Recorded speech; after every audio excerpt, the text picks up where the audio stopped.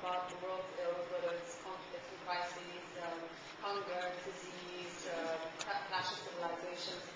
And the one tool that we have that's most effective at dealing with all these issues, that cuts through all of them, is education.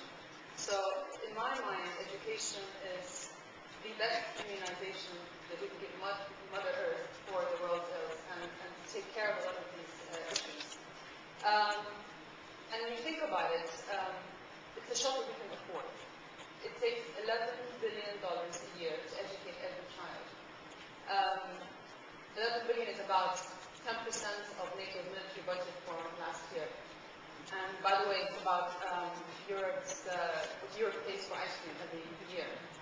So if you think about it, if we spend $11 billion less on defense and military expenses and more on education, imagine the kind of peace, security, not to mention prosperity that you can buy.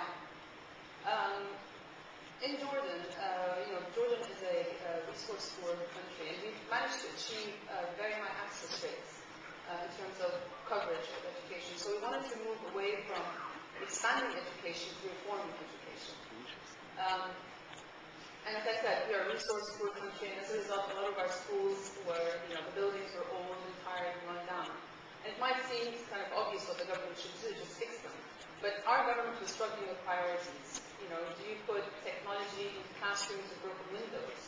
How do you teach children creativity in drab buildings and cracked walls? How do you encourage them to think independently when the schools are classes are overcrowded? So we had to really stop and rethink the whole equation and shift gears. So what we did is we did an assessment of the 500 most rundown public schools in Jordan. And then we invited the private sector to come and adopt these schools. And it wasn't very easy. At the very beginning, a lot of people in the private sector said, hey, that's not our job. It's the government's job. And the government were saying, stay away, that's our job. 5 months into it, everybody realized this is everyone's job. And I think that that's the most important achievement, is the fact that we changed, there was a paradigm shift in the mentality where education is no longer just the responsibility of the government, it's everyone's responsibility, it's a national responsibility, a social responsibility that cuts through sectors. And, so far we've fixed 100 schools, we have 400 more to go.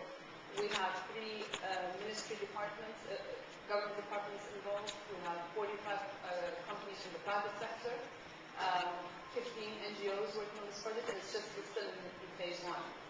And most importantly as well is that it's changed the relationship between the private sector and the government. It was all too easy for the private sector to always blame ministries for anything that goes wrong. But now that they're involved in the process, they're more sympathetic to the kind of responsibility and the burden that the government faces. And likewise, the ministries are now facing suspicious of the private sector. Now there's more trust between them. So it's really been a very enlightening experience, and the fact that everybody in Jordan now feels that they have a stake in education and they have a sense of ownership of the whole process has been, I think, one of the greatest achievements.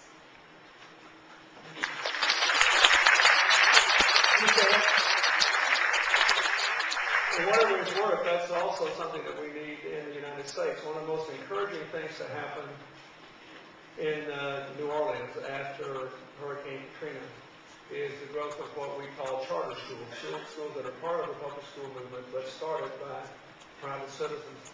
And about half of New Orleans public schools now that have been reopened are charter schools. And it's changed the whole culture of the community. They've come from a sense of hopelessness in education to a sense of empowerment. It's not that miracles have been performed, but that progress has been made. And I think it's really interesting because the statement you just made would still seem strange to most ears in most parts of the world. It's still, enriched in poor countries and countries in between, most places you don't have this level of private involvement. Absolutely, and it took a lot of push and shove to get people involved and get them to agree on an agenda and to get the private sector companies to look for their motivation to be beyond just PR.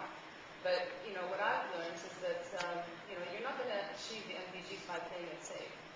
Great. Sometimes you have to take risks. You have to have your business model in place, but you have to take risks. And, I've learned that from, Khan Yunus when he decided to establish a bank